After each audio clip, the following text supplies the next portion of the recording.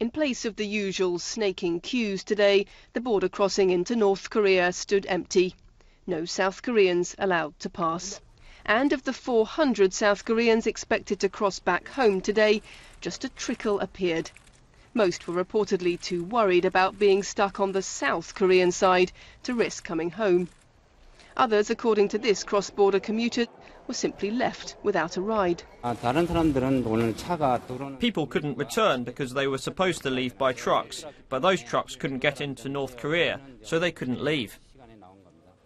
Those trucks carrying fresh supplies for South Korean factories there stood idle today. 50,000 North Koreans work in Kaesong. Disruption there could disrupt a valuable source of income for Pyongyang, which is why this latest move is drawing such attention. The Kaesong industrial complex, just on the other side of this crossing point here, is the last symbol of inter-Korean cooperation and a real litmus test for relations between the two.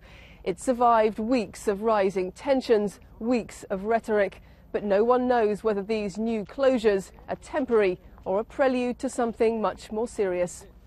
Yesterday, North Korea's young leader announced he was restarting the country's nuclear facilities.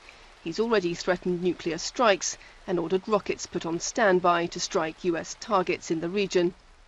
In Seoul, the government called for the North to be more predictable and said it would do what was necessary to protect its citizens inside the complex, including, in the worst-case scenario, military action.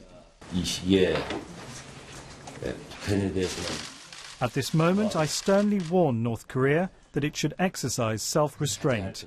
Now, I say once again that we have made full preparations. But this current crisis is a challenge not just for South Korea, but for the world's most powerful nations. The US, in the midst of military exercises here, has been talking to key countries like China about what to do with North Korea when sanctions, warnings and isolation don't work.